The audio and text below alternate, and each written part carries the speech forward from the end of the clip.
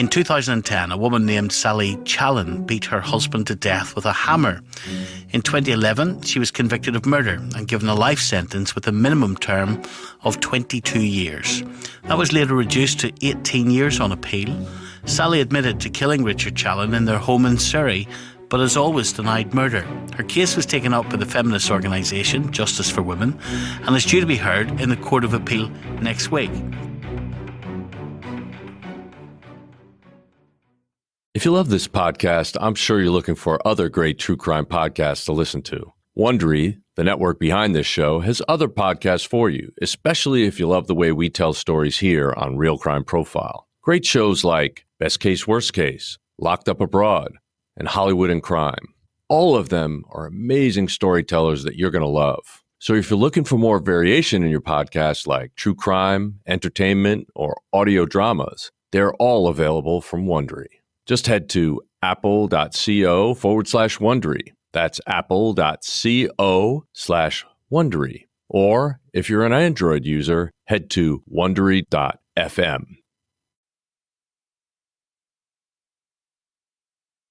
There was a change in the law, wasn't there, which gave more protection for people in relationships when it came to domestic abuse, which extended that to people who might not be suffering physical abuse, but mental intimidation, coercion, and also accounting for the fact that that is abusive and has an effect over years. Are you hoping then in this appeal that that would be retrospectively applied to your mother's case? I think it needs to be acknowledged. No one's taking away the fact that my mother killed my father. That is recognised and she's serving the time for it, but she needs to be justly tried. Recognising this issue now, recognise a social issue in this country where mental abuse needs to be taken more seriously. Hello everyone and welcome to a special episode of Real Crime Profile. I'm Laura Richards, author of the Domestic Abuse, Stalking and Harassment and Honour-Based Violence Risk Model, also known as the DASH, the book Policing Domestic Violence, and I'm also the architect of the stalking law and the coercive control law in England and Wales, which we're going to be talking about today. And I am also joined by the fabulous Lisa Zambetti. I am the casting director for Criminal Minds.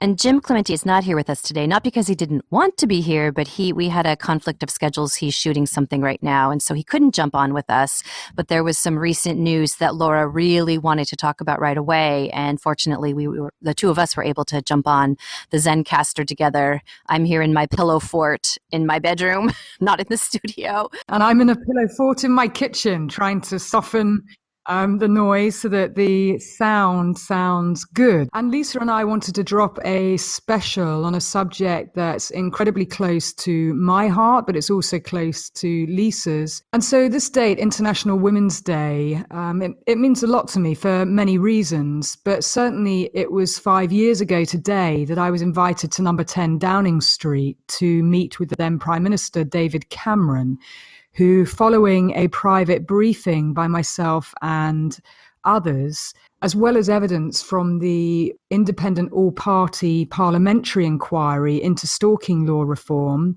the Prime Minister vowed to create a separate offence of stalking to better protect victims, which was great news at the time. And at the time, it was actually the most successful campaign in the history of Parliament and Westminster. It took us 15 months to provide overwhelming and compelling evidence that stalking should become a criminal offence in its own right.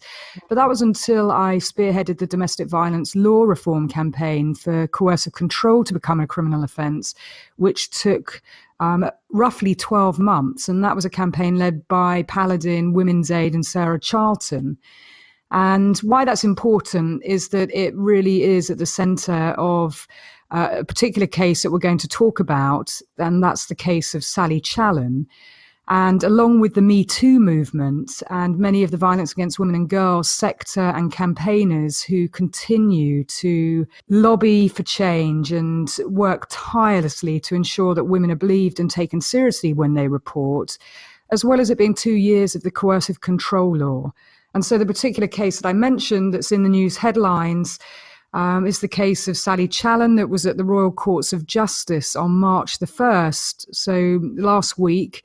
And it is a leading and formidable lawyer who is at the center of the charge, and certainly someone who is holding the state to account in a number of cases, including the War Boys case, which you'll remember, Lisa, we talked about last week as well. The driver of the black cabs in London who has raped multiple women. In fact, it's in possibly the 200s, albeit he was only charged for 19 rapes of 12 women, and his sentence was 8 years. Only 19. Only 19. Drop in the bucket. Yeah, and the sentence being 8 years, which again is an important marker, because Harriet Wistridge, who's the lawyer holding the state to account in the War Boys case, successfully won a bid to appeal Sally Challen's murder conviction, which was actually, she was convicted to 22 years originally for murder, and on appeal it's reduced to 18.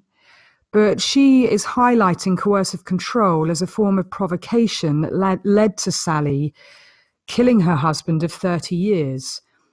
And so that's a precedent in and of itself, using the coercive control law at the center of it, and it's fantastic news. But that news from last week, it's really not the end, it's just the beginning. And this case is very symbolic in many ways, but one of the key things that it marks is a successful challenge to the huge prejudice against women who are violent. And that coercive control law that I helped draft, along with the guidance and with Harriet Wistridge, are at the very heart of this precedential case. Absolutely. I mean, in reading over this case, Laura, you've really created a lifeline with the coercive control law. I mean, for women who would be punished unjustly, I think, for many of these justifiable homicides, I think. And I think we're going to get into Sally's particular case and talk about it. But it's really astonishing that this case is happening and that she's going to be allowed to, do you call it an appeal in the UK? I mean, she's allowed to. It is an appeal, yes.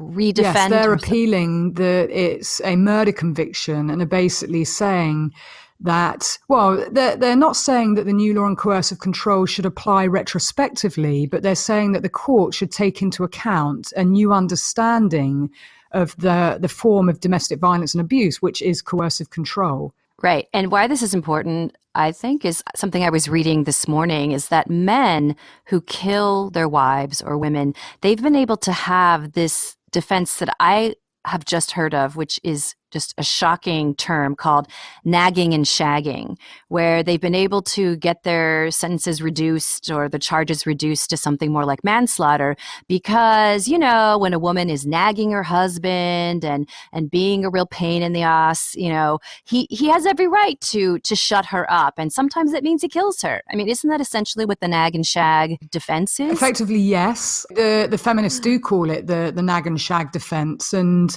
you know, it was provocation as it was seen, but actually provocation was a defense that could be entered up until 2010, but it was replaced and with the loss of control defense. So I covered both of those things. So the first thing is that anything prior to October 2010 would be dealt with as provocation. So Sally Challen's case of killing her husband of 30 years, it's going to be a question around that provocation, i.e., due to the coercive control that she was experiencing, that was the trigger. It was like a pressure cooker, and then she killed him. I'm going to explain the behaviors that were happening prior to her killing him in August 2010. But anything thereafter, October 2010, would be dealt with as a loss of control defense. But effectively, Lisa, it still has the same impact. So, you know, I have been called to write reports to show that this is not about, particularly with domestic violence related cases, that it's not about a loss of control when perhaps it's being argued that someone just mentally snapped. Because in most of these cases where a male kills his partner or ex-partner, most of the cases they have separated, and in 90% of the cases it is a male partner on a female, and there is a history of domestic violence and coercive control. And actually the murder is, as I would argue, it is about them taking control, not them losing control. And that's where the paradox is. So it is quite unbelievable, probably to many, that there is this defense. But the qualifying trigger is the thing that's looked at. And, in the Sally Challen case, it is very interesting. And unfortunately, as Harriet Wistridge, the lawyer at the centre of this, has argued, at the original trial, Sally Challen was framed as the jealous and controlling spouse herself because he was having affairs, rather than the fact that she was suffering due to his coercively controlling behaviour that had spanned their whole relationship from the age of 15 to 56. And we also know that criminal defence practitioners who regularly defend violent men rarely have an understanding of the dynamics which can lead women to become violent, i.e. the majority of them are victims of domestic violence and coercive control. Well, I think one thing that went against Sally is that there was no evidence of any physical violence. And so it may have been hard for the jury or the judge to understand this concept that emotional abuse and psychological abuse year after year, because they couldn't see bruises. She had no record of bruises and black eyes. I certainly didn't listen to the trial at the time, but knowing cases as I do, and the fact that coercive control wasn't a criminal offence at that time, the majority of the time people would look for the bruises, they'd look for the history of the broken bones. And if they weren't present, if the physical wasn't present, then it's not domestic violence or wouldn't be seen as that. And that's one of the key reasons why I felt very strongly, following the stalking law reform campaign, to bring a campaign to highlight that at the very heart of domestic violence and abuse is power and control, and this aspect of coercive control. And from working with many victims, majority of whom are women, they would actually say to me over 20 years, Laura, the bruises will fade and the bones will mend, but the psychological aspect stays with you forever. And, I certainly felt, as you know, Lisa, and, I've said this many times, when I stand in classrooms all over the world, which I have done for 20 years, training law enforcement, but if I talk particularly to the UK, I've trained pretty much every police service in England, Wales, Police Service of Northern Ireland, as well as the Scottish forces. And when I stand there and I talk to them about cases that have happened, sadly, many of which have resulted in murder, and I show them the power and control wheel from Duluth, Minnesota, which talks to every aspect and tactic of abuse. So it's not just the physical, it can be sexual, it can be threats and intimidation, it can be using financial abuse, using the children as leverage, it can be intimidating. So there's lots of tactics that can be used as well as the physical and sexual. And I would explain that physical and sexual abuse is only really used when the perpetrator cannot control using the other forms of abuse. And majority of the time, police forces and police professionals would understand what I was saying because I would highlight it in such a way, and they tend to respond to case studies. But the problem was when they would leave the classroom and the 999 call would come in, they would attend the house and they would look for the incident, because that's what they were told in the legislative framework, the incident, not the pattern, and we know it's a pattern, and they would look for the physical evidence to prove it. And of course, if they couldn't find those things, which, in 80% of the cases, you wouldn't have that. Therefore, they would say, according to the legislative framework, there was no crime. And so this was really about closing the gap, the coercive control law, of all the psychological, the coercive stuff that happens prior to the escalation on separation when someone leaves. And then certainly all the things that happen before separation and maybe it turning physical aren't seen as part of the pattern. And that's the challenge. What you said is just ringing in my head, and I think it's worth you saying it again, that you don't have to go to the violence if everything else is working. If the emotional and the psychological abuse is working to control someone, then you're right. not going to see why would you bruises need and broken to? bones. And so in some of the most dangerous of cases that I've worked on, some of the most dangerous, and I'll talk about men in particular, have never raised a hand. And they do not need to, because the very fear, the sort of the micromanagement and the fear that they put into the victim is enough. And it's some of the victims don't necessarily realize they're being abused either, but it's rules and regulations that are set within a relationship. And it's really when the victim tries to challenge those rules and regulations that things can turn physical. But, children can be used too. And that's another, why someone stays. And that's the question that's always asked, rather than, why does that individual abuse somebody?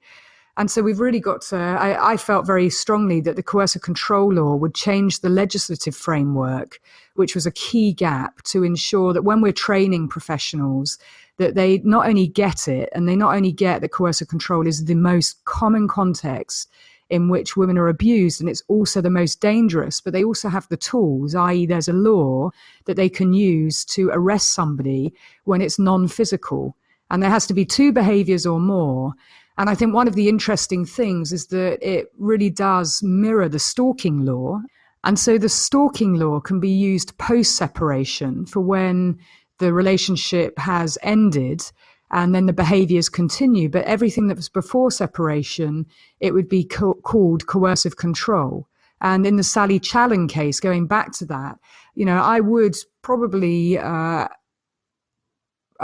estimate that her defense wasn't necessarily robust around detailing everything that had happened to her prior, and articulating it in such a way that it's about coercive control. And equally, it was very much framed by the prosecution that this was just a jealous partner who basically struck out in a very brutal way at her partner, and nothing was talked about all the preceding years of everything that she had suffered that was psychological. And I think her 2 sons really do shine a light on what the relationship was like prior to Sally Challen killing her partner in August in 2010, which came, as most people felt, out of the blue. Because by all accounts, she was seen as somebody who was very meek and mild and a real homebody. And there was no history of violence or abuse from her perspective. And so this is something that, when you look back at what the history is, and I think we should probably talk about some of the things that we've learned from her brave son, David Challen, who's been talking about what was going on in the relationship and how his father and mother met, and just the dynamics, because it really does talk to the behaviors and some of the things that she was suffering for a very long period of time. Because we've got to remember that they met when she was 15. She was just about to turn 16, and she was with this man and had been with no one else, to the age of 56. I mean, she's now in prison and she's 63. But it's important probably that we talk about what was going on in the relationship, because that will really cast light on the detail of coercive control and the case that Harriet Wistridge is bringing.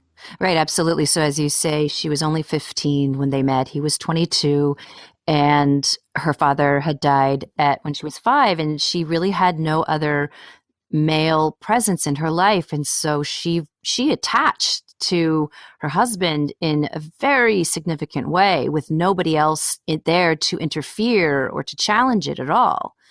You want to talk about some of the things that he did during their marriage? Yeah, and when you're 15 and 16, you're very impressionable. So if we just think about it on an age basis, first of all, and of course, if you're 15, then you're still a child in the eyes of the law in England and Wales. And he was 22, so he was that much older and would have known far better, but she would have been very malleable. And she fell very much in love with him. That seems to be true. And she had no idea what a healthy relationship looked like. But he, by all accounts, was the one that set the rules. So if we understand what David was saying, her son, he basically said that he wanted to see other women, and that he would end the relationship if she wasn't okay with that. And by that time, she had fallen in love with him. But he had set the rules that he was allowed to have affairs, but she was not.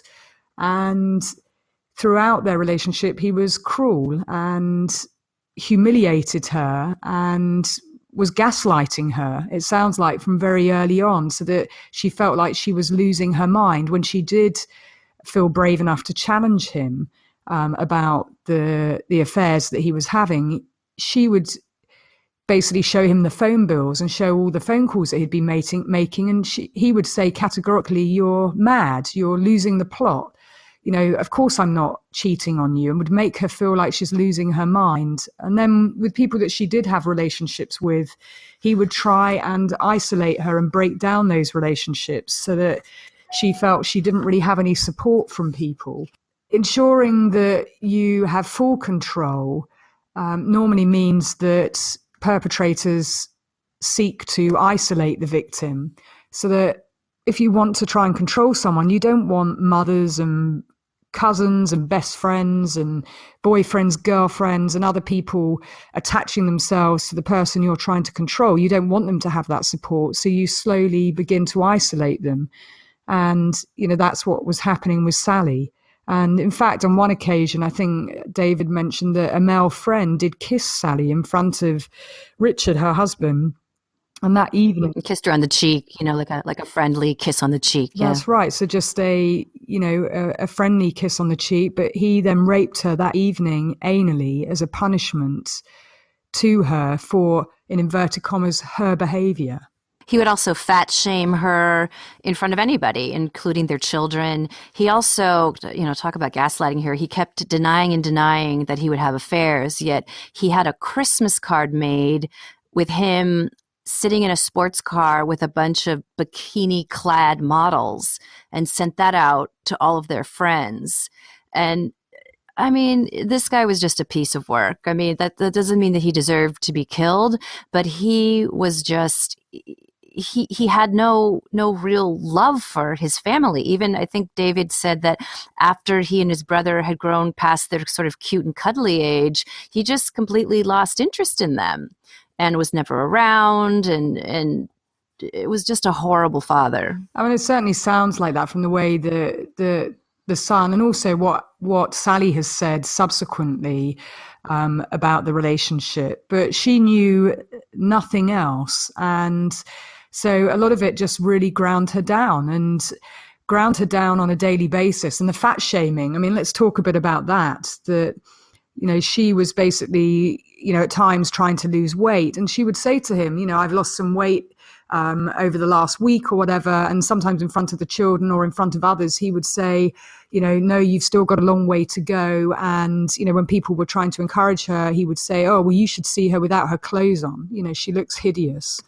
And he would say that in front of her, in front of the children. And, how that impacts on your self-confidence, your sense of self-worth, your value, your esteem, your self-esteem. I mean, he eroded her sense of self on a daily basis. And that's why for her, living in that way, coercive control is much more akin to a liberty crime. It's not a physical restriction of physically imprisoning someone. It's a wearing somebody down, dictating what the rules are of the things that you can and can't do, and creating codependence so that before long that person doesn't know, what they want to eat, when they want to go out, when they want to shower, what they should wear, because they're always treading on eggshells, second guessing, what it is that they should be doing. And, I think in the day in question, she had said to her son, David, in August, she told her son that she loved him, and she was making lunch for Richard. And he then told her to leave the house, and she had intuited that he was probably going to call one of his girlfriends, and she called the phone company. And when she found out that he had been on the phone to a girlfriend, when she went back, confronted him, and she bludgeoned him to death with a hammer.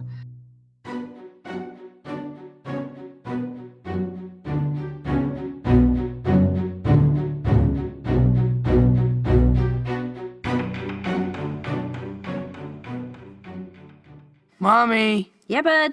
our sunbasket box is here. Great. Go bring it inside, please. You know what to do. Sunbasket makes it easy, convenient, and fun to cook healthy, delicious meals at home, no matter how much experience you have in the kitchen. In our house, we've got quite a few dietary concerns, and Sunbasket makes it easy for everyone to come to the table, offering options like paleo, gluten-free, dairy-free, lean and clean, vegan, Mediterranean, and much more. And son, Sunbasket works with the best farmers and suppliers to bring us fresh organic produce and responsibly raised meats and seafood. Everything is pre-measured and quick to prepare, so you get a delicious meal on the table in about 30 minutes. So what do you want to start with tonight, bud? Let's see, how about the roasted Italian sausages and spiced vegetables with romesco? Okay. And now you can get it too. Go to sunbasket.com/realcrime today to learn more and get $35 off your first order. That's sunbasket.com/realcrime for $35 off. Sunbasket.com/realcrime. Have you ever wondered how someone can just disappear, leaving no trace behind? I'm Marissa, and I'm the host of The Vanished, which is a podcast dedicated to spreading awareness about missing persons cases. In each episode, I share these stories with the help of the loved ones who are still looking for answers. In episodes 114 and 115, I covered the disappearance of 7-month-old Christopher Abeda, who was kidnapped from his crib on July 15, 1986. You'll get to hear from his older sister Denise, who was just 15 years old at the time. She has vivid memories of Christopher in the hours leading up to his disappearance. We were all sitting around the living room, and Christopher had taken literally his first steps around the coffee table. The next morning, she awoke to find her mom frantically searching the house for baby Christopher. I remember my mom, I heard her voice before I saw her, but I heard her say, "Where's Christopher? Christopher, he's not here. Where's Christopher?" And then she pushed open my door. My mom goes down the stairs and she literally falls down the stairs. Christopher's mom was diagnosed with terminal cancer in 2016 and passed away last year without ever knowing what happened to her baby. She'd never given up looking, and now Denise is carrying on the fight. Knowing what my mom did for 32 years, I will not let her time go to waste. Find The Vanished on Apple Podcasts, Spotify, thevanishedpodcast.com, or anywhere that you listen to podcasts. People don't like to think humans can react this way. We don't. Some people write it off as, oh, they're evil, oh, she was vengeful. Right now, if you look at this case and attribute those things to her, it's whitewashing yourself of a social issue. And that is there are thousands upon thousands of women and men who may be in a sweetheart marriage, and they've only known one relationship all their lives, and they don't have much of a support network.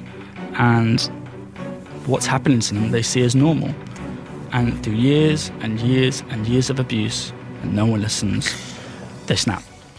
Like I said, she was found guilty of murder in 2011. She was sentenced to 22 years. That framing of her being the jealous spouse without the context is a real problem. And, that's the case that Harriet's bringing, is that now with the coercive control law, which came in 2015, it sheds light on the types of behaviour. And I just want to read, Lisa, if I may, just some of the types of behaviour that we wrote into the statutory guidance, because, a lot of people don't really understand always the behaviour that we're talking about. And of course, we've mentioned some of it just now in Sally's case, but I had a hand in writing the law, but also this guidance too. And I think it's very practical and really does help people understand it. So the types of behaviour associated with coercion or control may or may not constitute a criminal offence in their own right. It's important to remember the presence of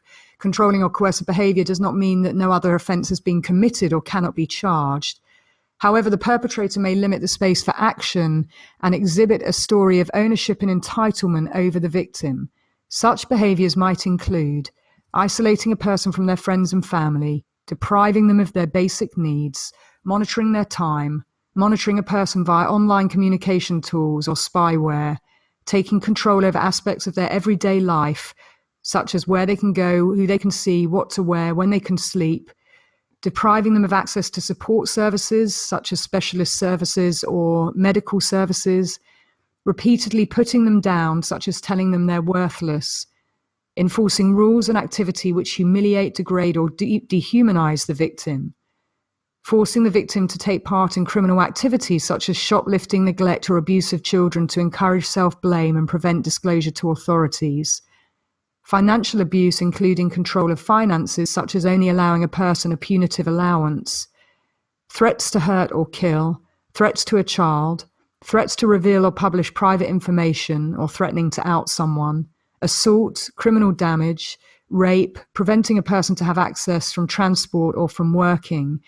And there's a note at the bottom that this can also include not just behavior that's in the home, but also all online monitoring by phone or social media from a distance. And there need only be 2 occasions where those behaviors are understood or seen in terms of evidence to prove the offense of coercive control. So only 2 behaviors. And of course, in what we've described in Sally's case, and if we talk about just the fact that they had separated a year before, that separation, she then went back to him or they talked about getting back together. And actually, David talked about this and said that the rules that Richard made were, firstly, that he wanted a post-nup agreement signed by her, that if she returns, that she would continue with the divorce and that he would only give her £210,000, which apparently she would be entitled to much more.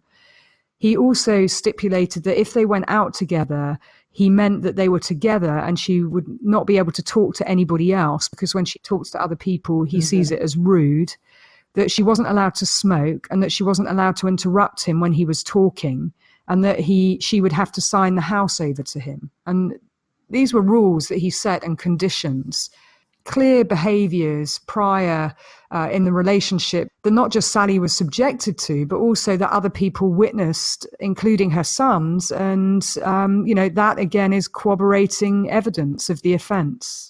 And it was an absolute trap. I mean, that's what's so heartbreaking, is that she finally separates from him for a year, has her children, and he coaxes her back into the relationship, which she desperately loves him still.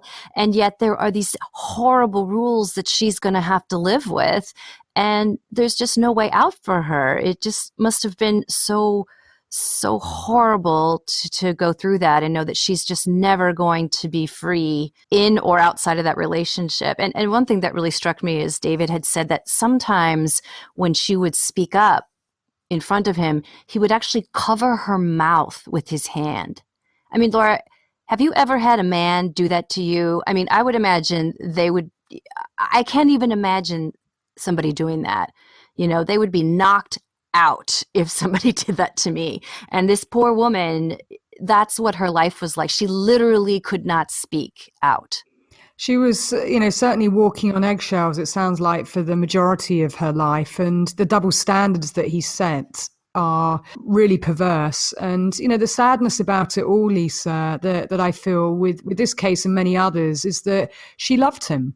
She loved him and she still continues to love him. She knew nothing other, and there are probably many other women in the same situation who were with their childhood sweetheart, and they know nothing other than that relationship. And therefore the fear of what the unknown is frightening, but the fear of staying within it, might be seen as less frightening. And therefore the abuser is allowed to behave in the way that they deem fit. They're entitled and they use that power and control dynamic, and they entrap women. And that's why I feel, the coercive control is a way of using the legislative framework to be able to free women. And we certainly don't want it to get to the case where someone just feels like they're in a pressure cooker and then they snap, i.e. this provocation, this loss of control, which is what Harriet's arguing in this case, which I believe they have a number of experts as well who will talk to the behaviors of coercive control prior. So it's certainly a very sad case. I mean, she's 63 now. The fact that she received 22 years, well, let's compare that to some other cases, because I really just feel so strongly about this, having talked last week, when we discussed the terrible case of Molly McLaren.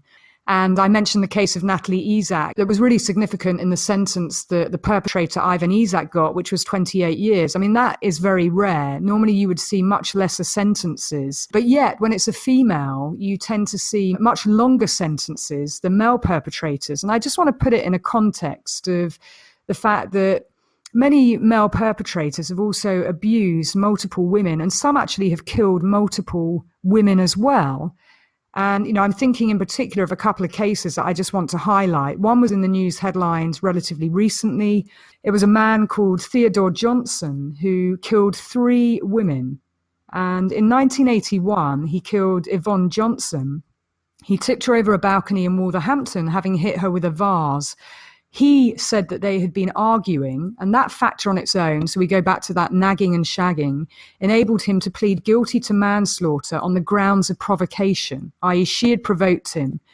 And so he served a pithy sentence, a lenient sentence, and he was out. And by 1992, he had met someone called Yvonne Bennett, who he murdered by strangling her with a belt whilst the baby slept. And yet again, learning from the past, I know, and he's not done with that. He pleads diminished responsibility yet again, provocation, because in amongst everything that he pleaded, the nagging and shagging defense was that she refused to eat a box of chocolates that he bought her. And he got a 2.5-year stay in a psychiatric unit and was then released. And in December 2016, he was with Angela Best, and she became his 3rd victim, and he killed her. It's just maddening. At that point, Oh my God. Can you understand that context that just seems to be insane? In that case in particular, yes, he received life after that, but the complete disparity. And as I mentioned, it's not just one case, it's multiple cases. And I want to flag another case. Theodore Johnson got 26 years for that 3rd murder. Yeah, I'm sorry to interrupt you, but he's basically a serial killer, isn't he? They're basically just enabling someone to go on and on and on and on. He is. That's exactly what he is. He's a serial killer. And yet some people think, oh, well, it's just a minor case of him killing a partner, therefore they get this lenient sentence, and it isn't seen as something that is serious. And that's what we've got to change, and it makes me angry. I'm just feeling my blood boil even thinking about it. The fact that we are fighting a campaign for a register for serial perpetrators like him to be on, because each partner, each woman that he approached, he was a risk to. And yet at no point did anyone say what his history was. And it shows how defunct and outdated and misogynistic the systems are. Why would you not want this register for serial perpetrators and serial stalkers to protect victims? There was another case of a guy recently that was in the headlines, somebody called Robert Trigg from Worthing, and he was convicted of murdering 2 partners, Suzanne Nicholson and also Caroline Devlin. And both these deaths, with the same person being around, were treated as unsuspicious, which I just find incredibly hard to believe. And it was actually Susan's family who had to push the police and commission an independent pathologist who deemed that it was homicide. And he was recently sentenced. So again, another perpetrator called Keith Ward, well, he killed his partner, Julie Steed, and he pleaded provocation too. And the nagging and shagging defense, and he received a 3-year sentence. And 7 years later, when he came out, he then killed his next partner, Valerie Middleton. Now, how again, this bullshit defense, this kind of crime of passion, this acceptance that violence of women and girls just happens, it absolutely doesn't. It's bullshit. These are planned, premeditated murders that are about power and control. And it's just outrageous. I was reading another case, Michael Morton, who was a millionaire who killed, and I was looking at the headline, his trophy wife, in inverted commas, Gracia Morton, in 1997. Now, there was a history of violence and abuse. It took a long time for the police to actually arrest and charge him. He was seen as an English gentleman, in inverted commas, with a quick temper.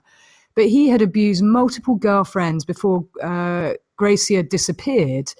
And they had separated, and the decree nisi, the divorce, was just coming through on the day that he wanted to meet her, and then she disappears. And his previous girlfriends all said how violent and abusive he was, and he received a 7-year sentence. He was cleared of murder, but he received a sentence for manslaughter of 7 years. And this, again, was premeditated, a history of abuse. He was a serial offender. And the one girlfriend said that she was relieved he was in jail because he, and I quote, he bashed the shit out of 2 women and he killed a third. Women are frightened of him. And yet he receives a 7-year sentence for manslaughter. So he would do half of that, which is outrageous. No, it's madness. I mean, when we talk about Ed Kemper, who mutilated and murdered strangers, women who were strangers to him, we call him a monster and we lock him up and we study his brain because he's so diabolical. But when it comes to domestic relationships, oh no, it's manslaughter. And if I may, I just wanted to remind you about one other case that I thought of, Laura, immediately when I heard about Sally Challen. It made me immediately think of Dirty John. And the story within that podcast of the husband who was depressed and distraught about his impending divorce. So he shot his wife in the back of the head as she ate lunch. And he was convicted of manslaughter and served this stupidly short sentence. And her family actually supported him in the sentence. They were on his side, and he was able to argue that he'd been emotionally abused and she was stepping out in the marriage and he was jealous. And he got manslaughter even though it was by all appearances premeditated, that he went and got the gun from a friend and he arranged for her to meet him at their house. I mean, it's insane. I mean, actually, that case, absolutely. I mean, I was thinking about Nicole Simpson and Ron Goldman, but let's come back to that case and what happened at trial. But absolutely. I mean, that case, do you remember when Chris Goffard just explained it to us when we were interviewing him?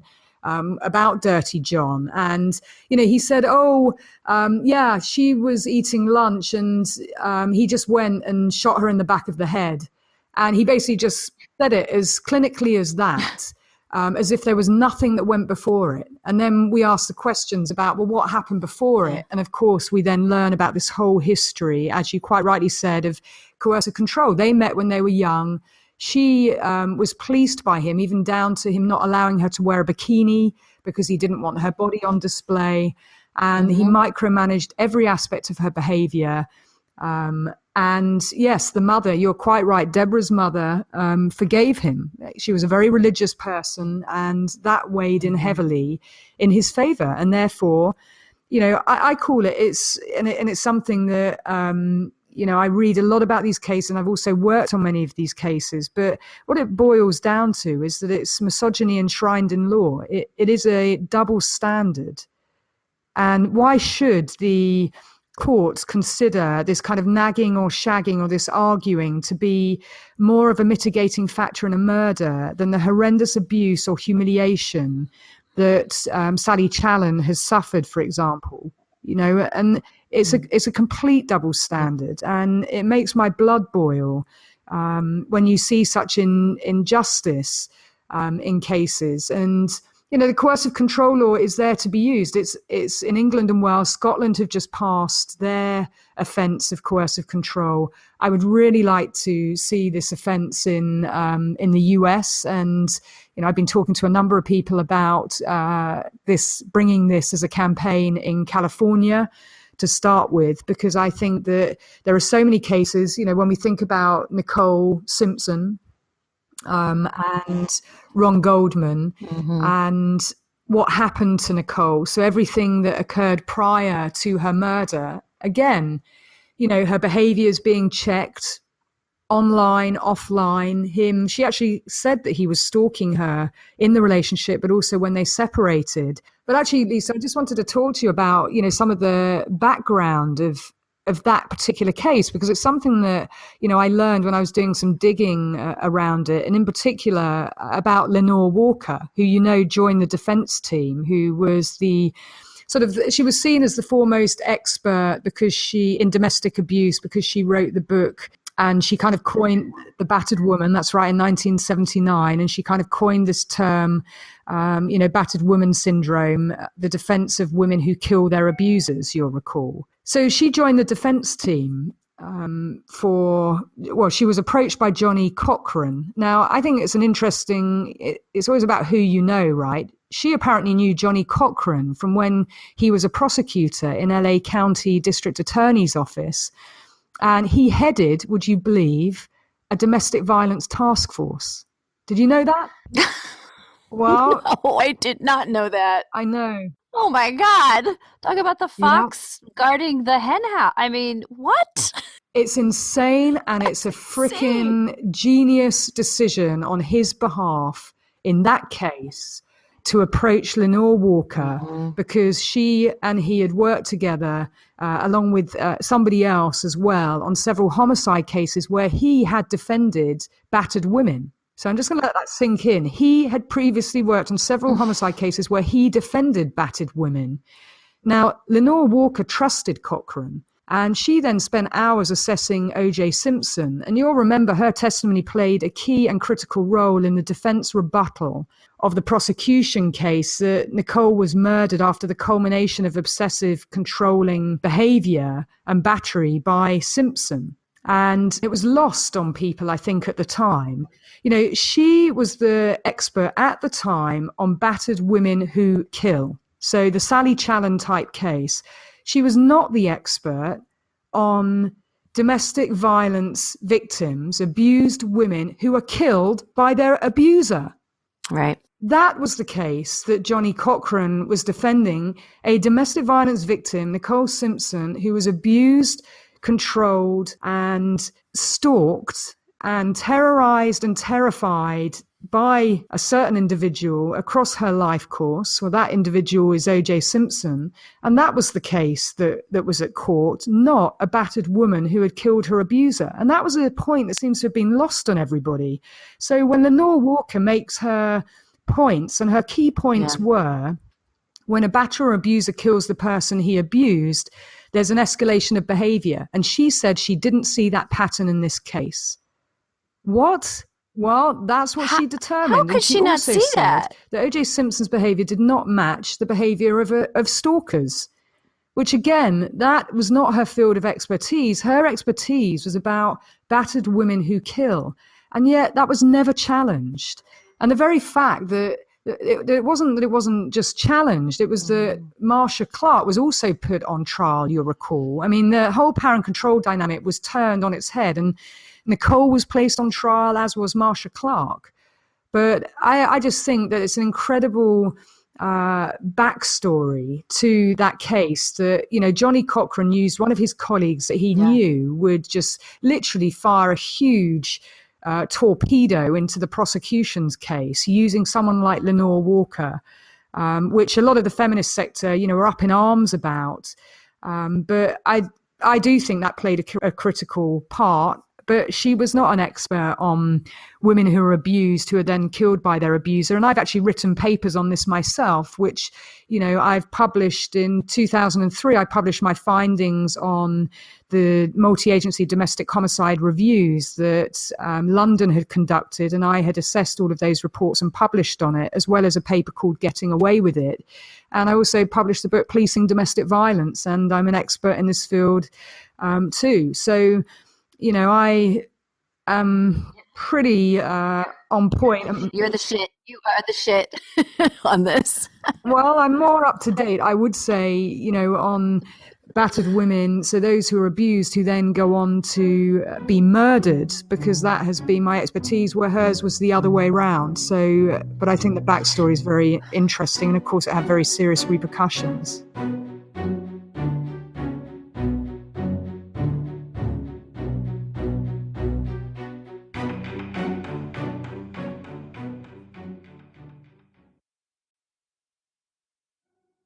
Still seeing women convicted of murder in circumstances where either they've killed really out of fear of serious violence, or having been subjected to many years of coercive control.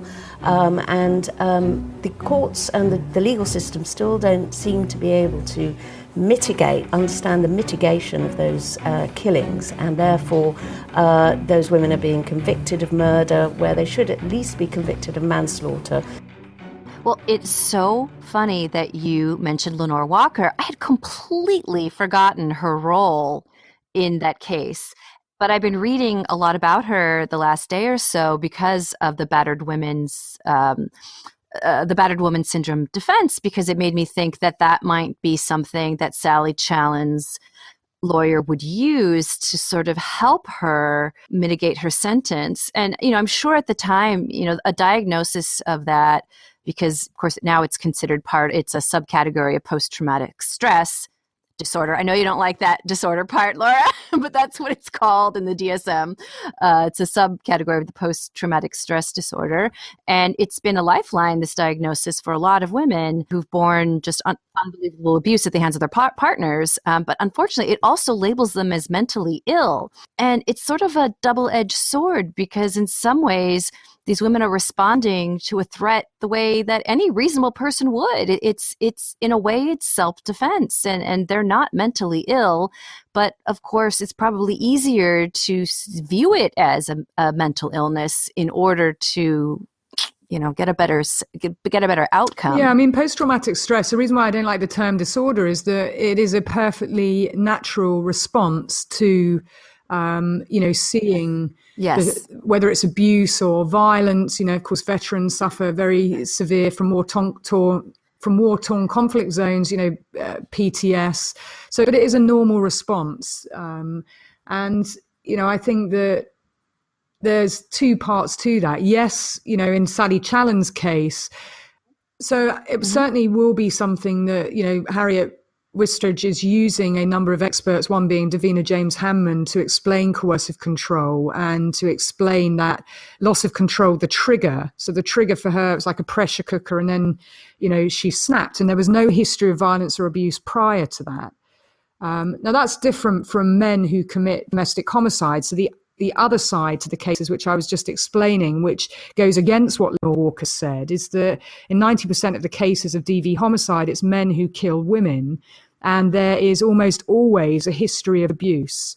So that context is an important one. But, there could be two things that I'm sure that they will be looking to. One is the coercive control law, so everything that it has within the types of behaviors and the impact on a victim, as well as her, potential post-traumatic stress from being abused.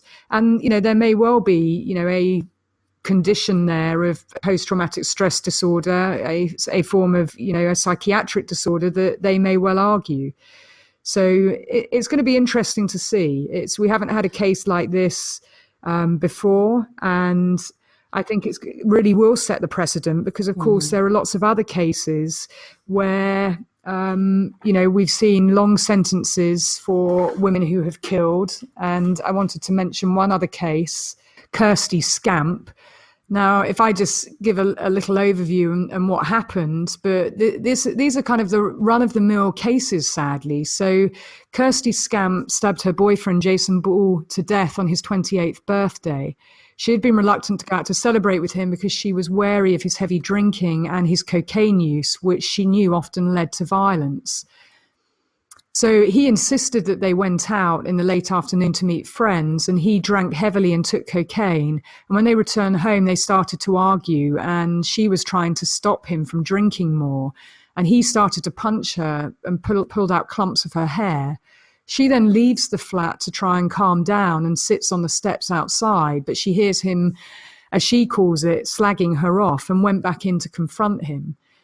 At that point, he turns nasty, and she had never seen the way that he looked at her. She was terrified of what he was going to do, and she grabbed a knife and she stabbed him in the chest. And then she ran out into the street and called an ambulance.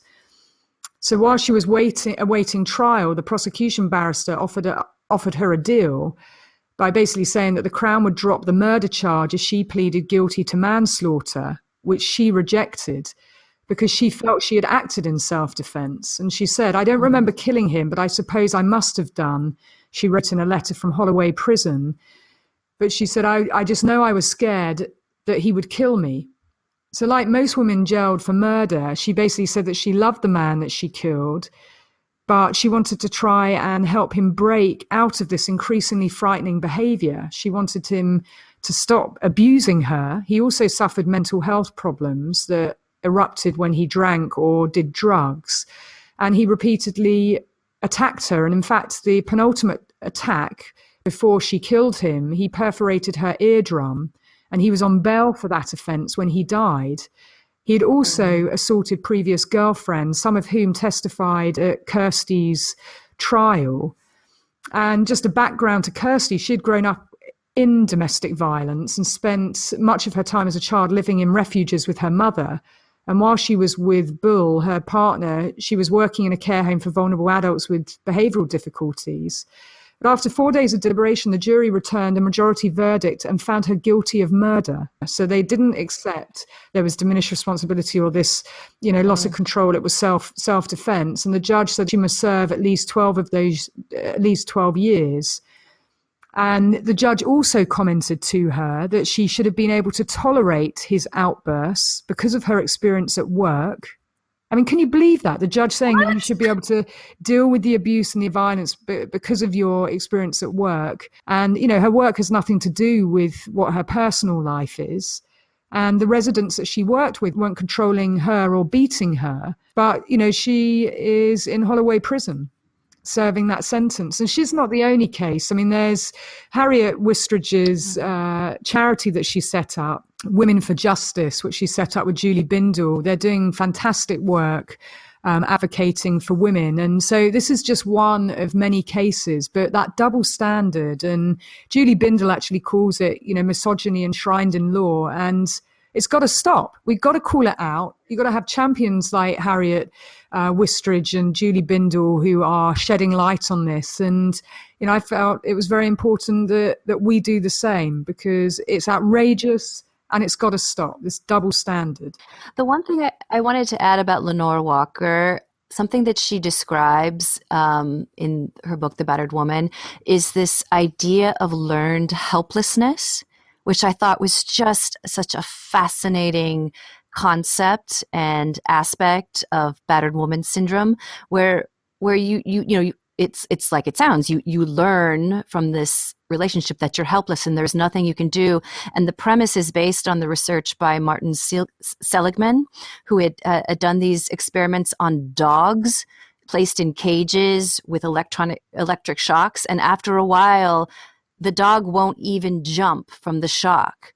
It just learns that there's nothing it can do. It can't get away from the abuse, and it will just sit there and allow itself to be electrocuted. And that just seems like such a symbolic representation of what some of these women go through. Yeah, I mean, it's akin to brainwashing. Doug Hennessy said it, and again, one of the reasons why I wanted to bring the new legislation is because it is akin to brainwashing. You are slowly eroding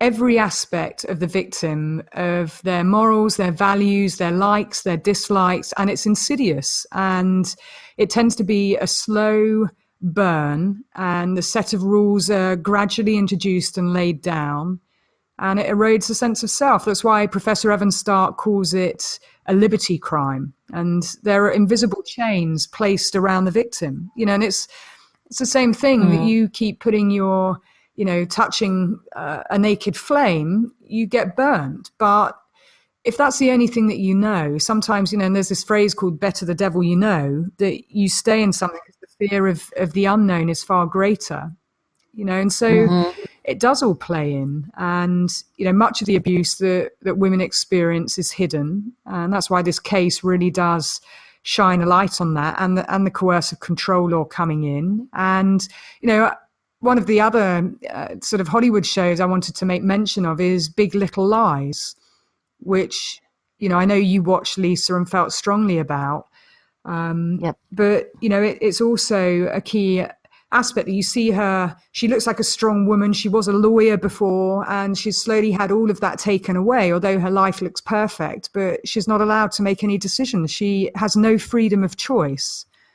But there are no chains shackling her to that house. And then, of course, what happens at the end of it, where action is taken, and I won't ruin it for people, but I highly recommend, that people watch it. Yeah, there's a very poignant line within the show Big Little Lies where Celeste, who's played by Nicole Kidman, hits the nail on the head. And she says, "I was waiting for someone to ask the right question, but they never did." That for me is just everything about why I campaign for the coercive control law, because it means that people must ask about the behaviors. We don't ask, are you being coercively controlled? We ask about isolation. We ask about key questions to do with the behavior.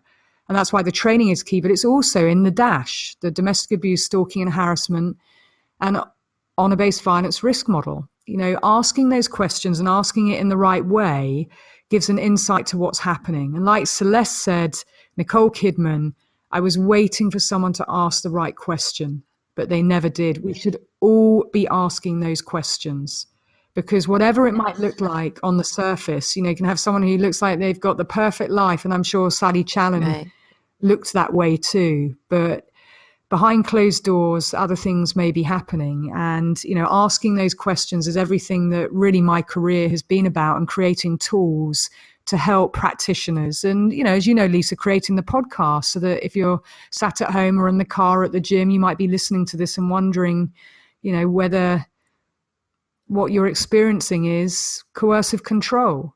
And so I would highly recommend you looking at the Dash Risk Checklist website, www.risk checklist. There's sections on there for if you think you're being abused. I would also highly recommend you look at the coercive control law, and you can find that on the Paladin website or on the Home Office website, the statutory guidance, and you can look at the behaviours, you can look at the evidence, you know, of what's required. And it's so important that we do ask questions.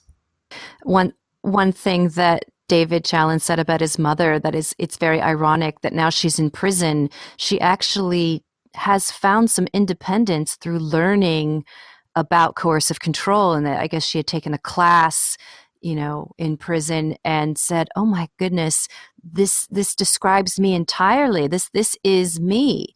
And so she's only recently had her eyes opened to, you know, what she's been through, and I think that's it's hard to see when you're in it. It really is, you know, and that's the key point. You know, I hear from people all over the world. And in fact, you know, I was talking to Deborah's best friend the other night, and I'm sure she won't mind me mentioning it, that her friend had said to Deborah that she should listen to our podcast. Now, that's the Deborah of Dirty John. And Wow. you know, they were sat in her friend's car, and she played our episode about Dirty John and coercive control. And Deborah turned around and said, "Laura's articulating my life, and yet she's never met me." Oh. And as I was being told that, you know, I had, you know, just tingles, because so many women across my career have come up to me and said, you know, if maybe I've been presenting at a conference and they say, "You've just described my life, and yet you don't know me." And that's the whole point.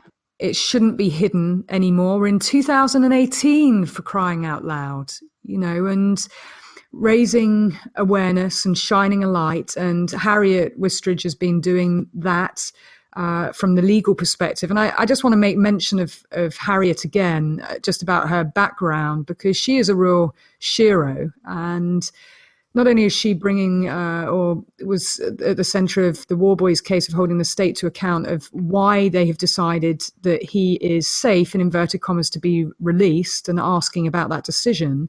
But just her background is quite interesting, that she actually graduated from Oxford, and she pursued, Lisa, a film career. So she... Oh, really? Yeah, she did. And, you know, she basically, you know, was trying to pursue a career of putting voices at the center of a narrative. And she ended up then changing to law and co-founded Justice for Women.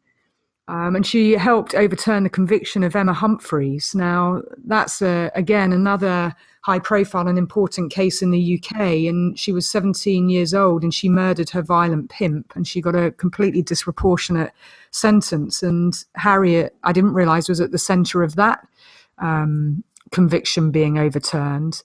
But she basically said, you know, herself, I looked at her Twitter feed, and she tweeted about the case of Sally Challen. She said, "This is a novel challenge highlighting coercive control as a form of provocation that led to a woman to kill her husband of 30 years.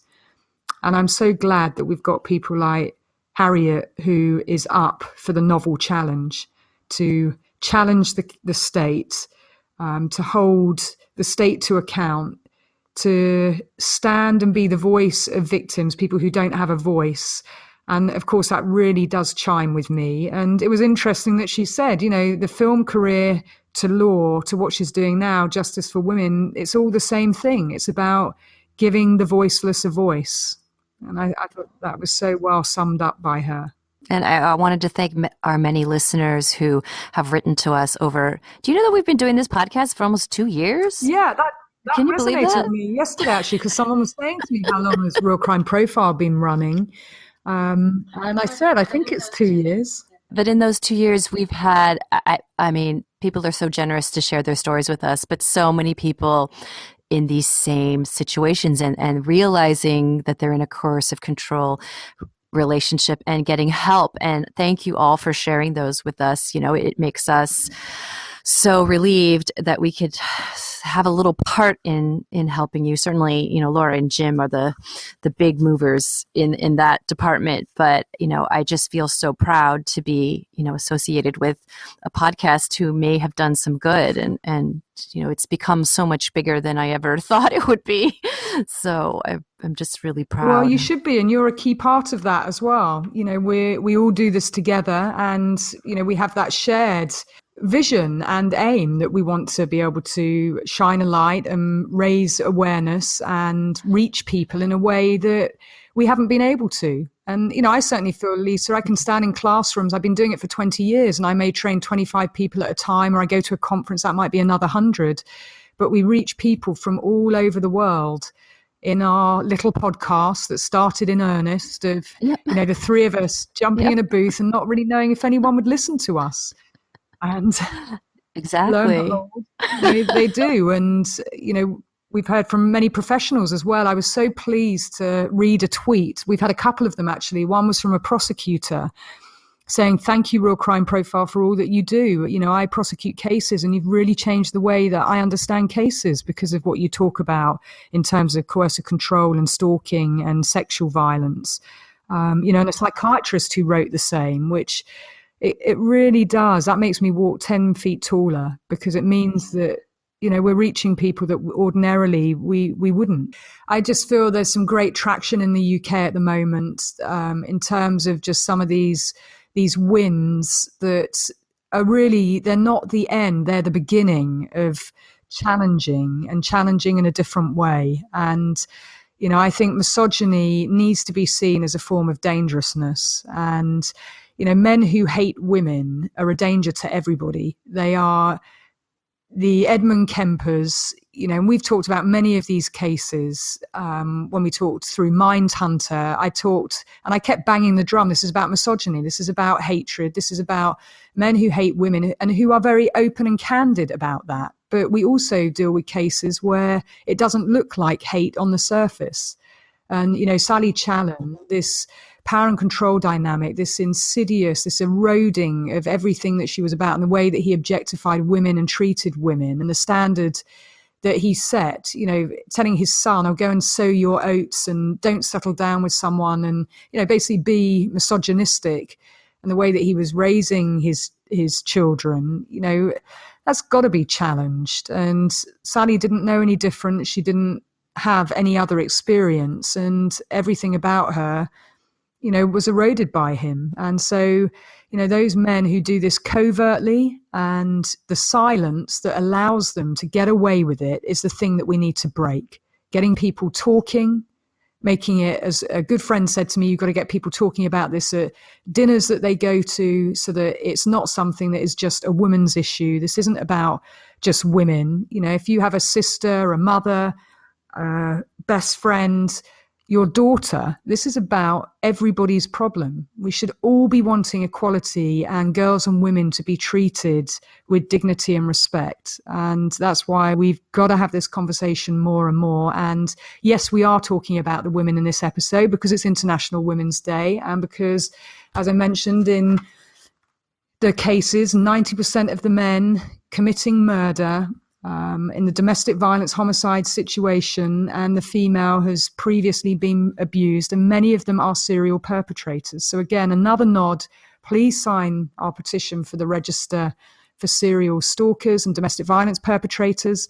The government are going to put this out for consultation this month in March. I can't even believe that it's being debated. Why are we even debating that dangerous men like Theodore Johnson and the others that I have discussed, why are we even debating that they should be on a register? Don't you want your daughters to be protected? Don't you want your sisters, your mothers, when they're dating, don't you want them to be protected from serial abusers who have killed multiple women and abused multiple women? I just can't even believe that it is going out for consultation when we know I think it's now 142,000 people, Lisa, have signed the petition. I mean, you just make the mechanics of it work. And if it's about the mechanics, well, having explored that, working with many police forces and practitioners who do this as a day-to-day job, and I'm one of them, we've worked out a framework that exists and works. So, I'm exasperated with it because whilst we all debate and whilst we keep talking about it and consulting again, which will be another blooming 6 months, women are being killed. And, the likes of Theodore Johnson, 3 women that he killed. How can that be right? Just outrageous. And it's got to change. And we've got to keep pushing and keep having these conversations. So I'm ranting a little bit because it's something that makes me amped up, I should say, that we're even having these conversations. Hey, rant away, Laura. I love your passion on this subject. We need your voice because obviously the government gets very lethargic when it comes to action on this topic. So we need people just like you to hold their feet to the fire and to keep shouting it loud because they don't seem to be able to hear it or take action on something that they know, as you say, is so clear and is needed so desperately. So you keep on ranting because I love that. But I also want to just give a quick nod. There was a great article that I read in the Times this morning, which was written by somebody called Helen Walmsley Johnson. And she wrote the article on March the 3rd, but it really, again, just very articulately and eloquently describes exactly what coercive control is all about. And sadly, there are many of these cases, and we will keep talking about them, and we will keep campaigning and lobbying for change. Okay, so I think we're going to wrap up now. We've covered an awful lot, and there is still a lot more that I would want to say. But I think for International Women's Day, we salute all of those incredible women who are advocating, lobbying, campaigning, championing other women, and in particular Harriet Wistridge, who was also named Lawyer of the Year actually by Liberty in 2014, which an incredible. She was named Liberty's Human Rights Lawyer 2014. So. We've got some formidable people leading the charge, and Real Crime Profile, we're playing our part too. So, and again, we want to say that Jim wishes he could have been here today to talk about this subject. We know how important this is to Jim as well. So no matter what gender you are, we need good men like Jim and good women like Laura to really speak out on this issue. So J. Clem, we missed you today, but we'll be back, all 3 of us together next week. And so for now, this is Real Crime Profile signing off. If you like our podcasts, there are a few things you can do. You can take 2 minutes and go to Apple Podcasts and leave a 5-star review. You can also check out all Real Crime Profile offers and promotions and our sponsors in our show notes. Another thing you can do is go to Facebook and like our Facebook page, and you can also follow us on Twitter at Real Crime Profile without the E. And one last thing, please tell your friends, family and colleagues about us and spread the Real Crime Profile word. Thank you so much for listening. We really appreciate all of our listeners. Real Crime Profile is produced and edited by Paul Francis Sullivan. Sound engineering by Mike Thal. Music is composed by Simba Tsumba. Logo art by Jim Clementi. Real Crime Profile is produced by XG Productions and distributed by Wondery. For advice and support if you're experiencing stalking in the UK, you can contact Paladin National Stalking Advocacy Service on 0203 866 4107, or you can go to the website where there's a lot of information and advice that you can follow on www.paladinservice.co.uk. If you're experiencing domestic abuse, you can call the National Domestic Violence Helpline for free on 0800 2000247. In the US, if you're experiencing domestic abuse and need advice, shelter or counselling, you can call Genesis, the 24-hour hotline, on 214-946-4357. You can also go to their website for further advice or support, www.genesisshelter.org.